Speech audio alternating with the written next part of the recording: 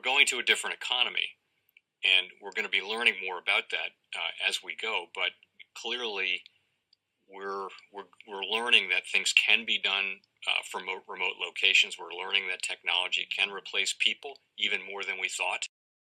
We're not going back to the same economy. We're recovering, but to a different economy, and it'll be one that is more leveraged to technology. And I worry that that is going to make it even more difficult than it was for many workers. In Silicon Valley, and my friends who work in technology know that what we did to the manufacturing workers, we are now going to do to the retail workers, the call center workers, the fast food workers, the truck drivers, and then even bookkeepers, accountants, insurance agents, lawyers, and on through the economy. So what happened to the manufacturing workers is a very clear sign. This effort. And China has big plans for this. They intend to seed their digital yuan into the global environment by giving it away to visitors at next winter's Olympics. When they arrive at the airport, they're going to get yuan digital wallets. They're going to receive digital yuan. They're going to use it throughout their visits to Beijing, and then they're going to take it back to their home countries. They see this as a huge advantage. Why? Because who controls the underlying protocols, who controls the underlying standards of the future of money will control the future of money. Welcome to the Crypto Teacher. And guys, please like and subscribe if you do like what you're listening to. Please inform your friends and family and spread it all over social media. It is imperative that we get back to learning finances and understand how the world really works. Because once we understand how the world really works, we understand that it's all planned out. Now, I want to thank those who purchased the books, Cryptoteacher and the New World Order book. Remember, those books are mandatory because they show you how the world really works. Also, the 3 Kids books. Also, those who donate to the Cash App, Patreon, much love, keep it coming. And then also those who are shopping at both stores, much love, keep it coming. And with cryptos, guys, we're definitely flat. We have volume low, plus we're not getting anything from Tether or USDC. We know volume is going to pick up. Why? Because CME opens tonight. Plus, guys, Grayscale is going to start unlocking tonight going into tomorrow.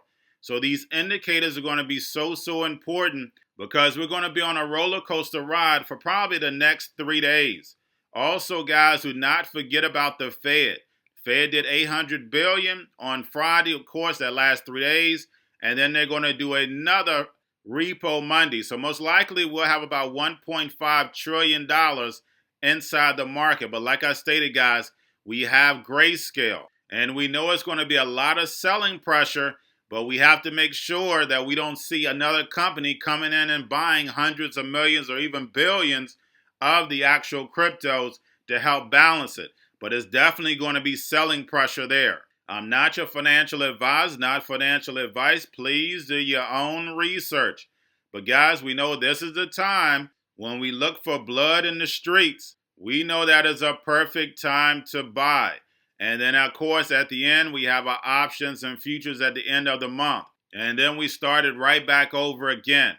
But like I stated, guys, we have to keep our eye on Grayscale and watch the moving pieces around it, but we definitely should take a good dip unless someone makes a big purchase, and we know the manipulation that actually goes on. Now, getting over into a little crypto news, guys, we have an Israeli crypto consultant travels all the way over to the actual Marshall Islands to actually pitch the cryptocurrency. And we see a lot of these islands as the testing grounds for cryptocurrencies because nobody's looking at it. It's all behind the curtain. And we know that's how the New World Order works. Now, getting over into a few videos, guys, that I'm going to show you, basically going over the actual China crackdown. We know the Hegelian dialectic that they use. Also, we have Jack Dorsey, of course, announcing that he's going to be launching a new business as far as with decentralized finance. We know how they use the puppets in order to move the masses over.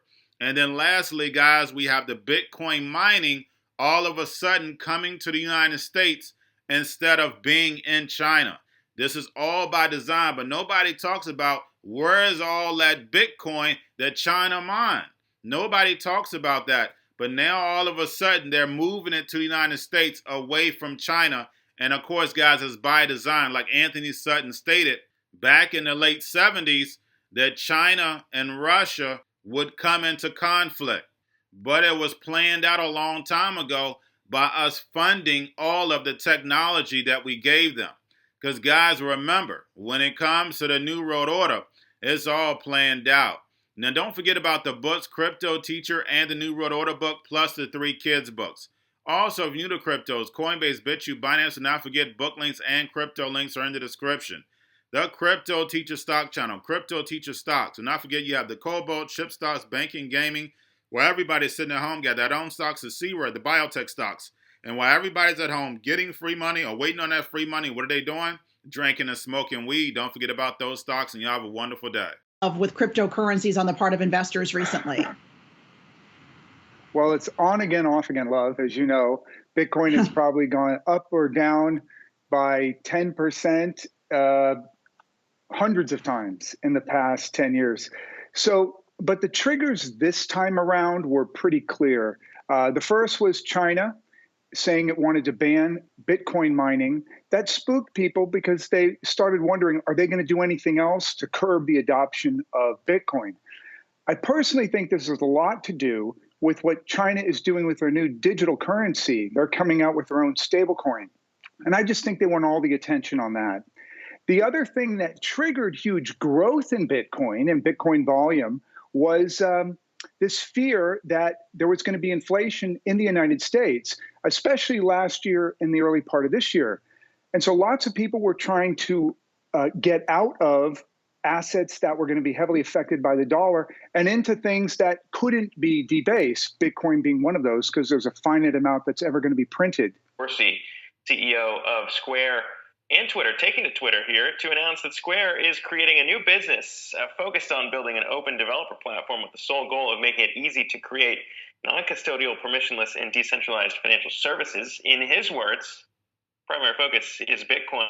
Its name is TBD, and it follows his announcement at Bitcoin 2021 in Miami that Square was already going to be working on a wallet.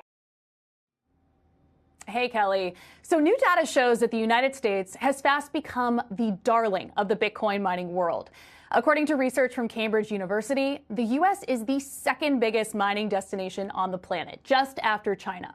We've known for months that China was kicking out all of its Bitcoin miners, and we had suspected that they were headed to the States because of the country's competitive energy landscape. But this data confirms that suspicion. The U.S. is home to nearly 17% of nearly all of the world's Bitcoin miners, which is a 151% increase from September. And as you said, Kelly, what's especially noteworthy here is the fact that this migration to the U.S. started even before the China crackdown began. What I'm hearing from some of the biggest U.S.-based mining operators is that America's global share of the mining market is likely much bigger.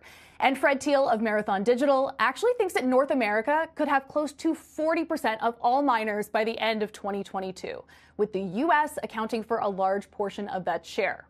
One important note, this could totally change the narrative around Bitcoin's carbon footprint because the U.S. is known for its abundant sources of renewable energy.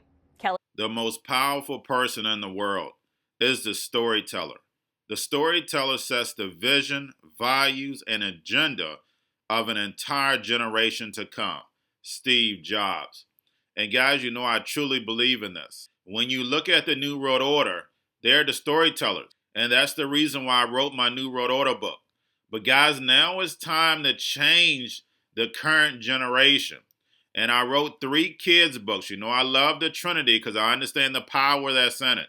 So I have 3 books. We have an opportunity to change the generation, to educate.